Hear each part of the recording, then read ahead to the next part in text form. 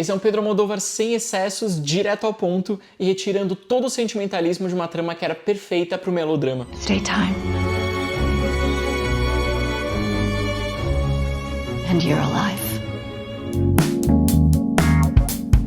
Oi, eu sou Bruno Carmelo, hoje eu vim falar sobre o filme O Quarto ao Lado, primeiro longa-metragem do Almodóvar em inglês e grande vencedor do Leão de Ouro no Festival de Veneza. Mas antes, segue o canal aqui em cima, ativa as notificações para não perder nenhum vídeo novo. Na trama, a Martha, interpretada pela Tilda Swinton, é uma ex-repórter de guerra que batalha contra um câncer em fase terminal. Ela acaba se reencontrando com uma amiga distante, a Ingrid, interpretada pela Julianne Moore, e pede para ela ajudá-la a morrer do jeito que ela quiser, na hora que ela quiser. O roteiro insiste em fazer com que todos os personagens tenham uma relação bastante próxima com a morte. Então, por causa do cenário de guerra, a Martha já viu várias pessoas morrendo ou mortas na frente dela. A Ingrid acaba de escrever um livro sobre a questão da morte, e mesmo o ex-namorado da Martha também era um homem que trabalhava no hospital e se confrontava com os problemas da finitude todos os dias. Parte da maturidade desses personagens bastante polidos, elegantes, educados, vem do fato que eles já têm o costume de pensar e refletir sobre a morte. Então a gente tem aqui um Almodóvar sem excesso, sem muitas extravagâncias, logo ele, que sempre foi conhecido pelos exageros assumidos, dessa vez ele se presta a um exercício bastante diferente de ser muito mais contido e preciso. Só existem cenas que fazem a trama avançar, diálogos diretamente relacionados com o nosso tema principal, o que significa que não vai ter nada de tramas em paralelo, subtramas, metáforas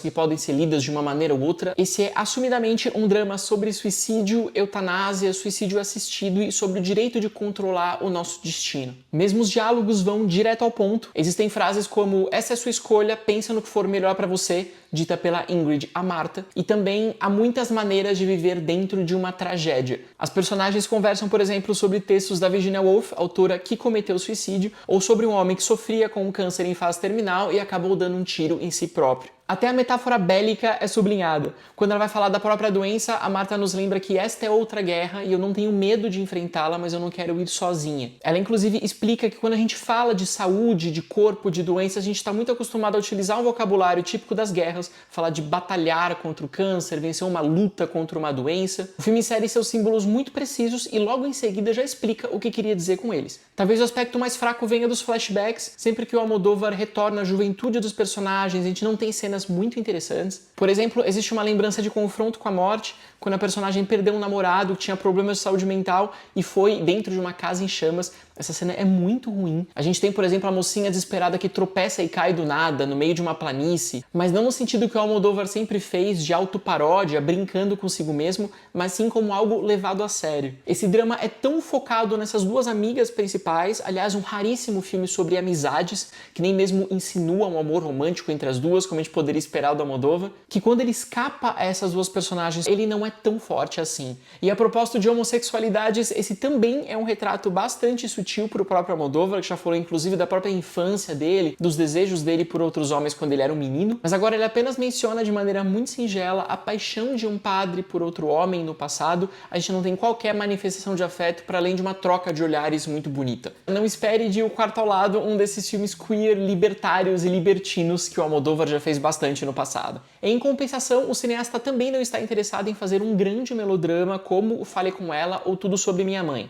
Uma das maiores surpresas aqui é a gente ver o cineasta se apropriando de um material perfeito para o melodrama, para as lágrimas, mas então ele retira todas as cenas de sentimentalismo e também um grande debate moral a respeito da eutanásia. Por isso o filme é muito firme em defender as escolhas da Martha e nunca questioná-la. É fundamental para esse roteiro que ela não tenha mais saída. Não existe a perspectiva de que chegue um medicamento milagroso para salvá-la, ou que ela venha se arrepender depois. Não existe nenhum tipo de possibilidade ou de alternativa nesse sentido. Sabe esses discursos do tipo a nossa vida é a nossa maior preciosidade, nosso maior bem, só Deus dá e tira a vida? Ele escapa a tudo isso, como obviamente escapa à religião. A protagonista nem está sofrendo com dores muito profundas devido à doença, o que talvez fizesse com que ela optasse pela eutanásia devido ao desespero, a um descontrole emocional. Ela está sempre muito racional, em perfeito controle, e ela refletiu muito sobre isso, e essa foi uma decisão tomada com ponderação. Trata-se, portanto, de uma escolha e não de uma falta de escolha. Talvez por esse motivo, por ter escapado às grandes cenas de perdão a familiares, ao grande momento de desespero, de não consigo mais viver assim, etc., que a gente encontraria na maior parte dos filmes hollywoodianos, muitas pessoas estão considerando O Quarto ao Lado como um filme frio. Mas ele é muito mais um filme que deixa que a emoção cresça aos poucos, ele planta pequenos momentos de intimidade entre as duas amigas que não eram mais tão próximas, e aos poucos essa emoção vai crescendo, crescendo, crescendo, sem jamais se transformar numa catarse.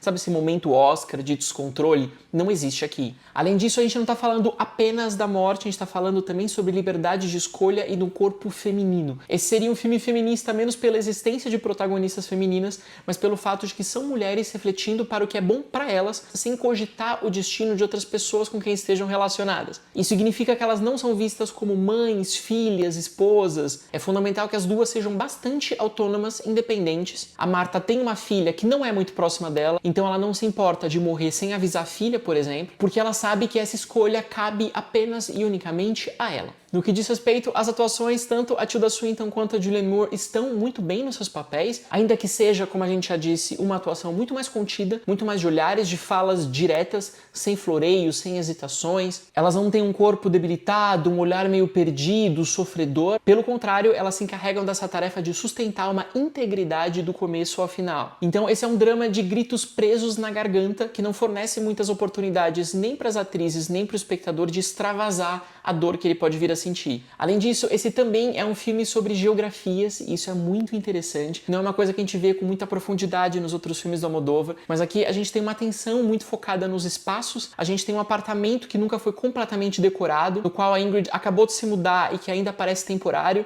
elas ficam no hospital não por muito tempo, e o plano das duas de levar essa morte adiante acontece numa casa alugada, uma casa lindíssima, bem isolada no campo, e obviamente o próprio título faz questão a esse quarto ao lado, que seria esse cômodo onde a Ingrid ficaria enquanto a Marta estivesse cometendo suicídio. A ideia não é que a amiga participe diretamente na partida da outra, mas que ela esteja ali como cúmplice, como um apoio moral, caso necessário. E também é muito interessante que o Almodóvar vai brincar com essa disposição do quarto ao lado, que acaba sendo o quarto abaixo, o quarto acima, ou seja, essas mulheres transitam por espaços onde elas não permanecem nunca. Desse modo, ele oferece uma discussão bastante madura sobre o peso de uma morte, não só para a pessoa que vai, mas também para todos aqueles que estão ao redor, implicados de maneira mais ou menos direta, o que também envolve o personagem do John Turturro, que acaba opinando nos planos das duas amigas, mesmo que a Marta não saiba disso. O roteiro vai discutir, portanto, essa responsabilidade, inclusive jurídica, das ações dos três. Mas para quem fica perguntando cadê os traços típicos do Almodóvar nesse filme, eles estão lá. A gente tem, por exemplo, as músicas muito fortes, especialmente na primeira metade,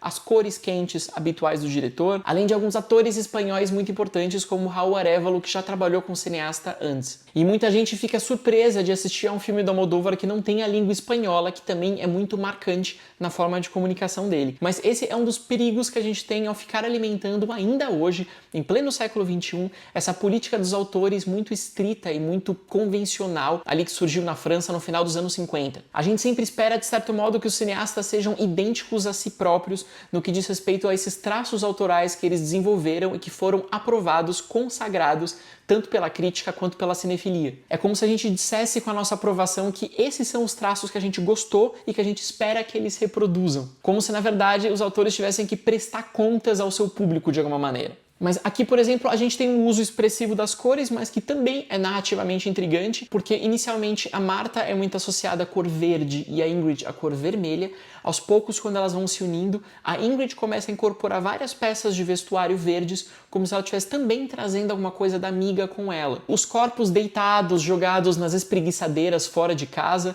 num lugar onde tem um grande jardim, é praticamente o mesmo cenário de mulheres à beira de um ataque de nervos, só que num tom completamente diferente de filme. Caso a gente considere todos aqueles excessos e brincadeiras como traços de uma parte juvenil do cineasta, esse seria, portanto, um Almodóvar mais maduro, também mais contido e mais acadêmico, com muitos close-ups, muitos planos e contraplanos durante as falas. Apenas quando a gente vai ver a filha da Tilda Swinton, interpretada também pela Tilda Swinton, que a gente percebe um pequeno grão de loucura, de diversão na mise-en-scène, que era mais comum nos filmes anteriores do cineasta. A segunda metade, em particular, quando a gente já fica mais concentrado com as duas mulheres, a gente já conhece melhor as duas, elas já estão nessa casa que é o cenário principal da trama, aí sim o roteiro começa a inserir alguns instantes de leveza, de piada, de humor do absurdo, relacionado relacionada a uma porta que bate com o vento, que seria o símbolo da amiga viva ou morta, enfim. O Almodóvar consegue, inclusive, inserir bastante leveza nessa nossa dificuldade um tanto absurda de lidar com o tema da morte. Quanto à poesia, ela se encontra também em momentos muito precisos e pontuais, como por exemplo nessa ideia de que a mesma neve cai sobre os corpos dos vivos e dos mortos, ou seja, que nós somos todos iguais perante a natureza e que o mundo vai continuar muito bem obrigado sem a nossa presença. Esse é um ideal praticamente nihilista,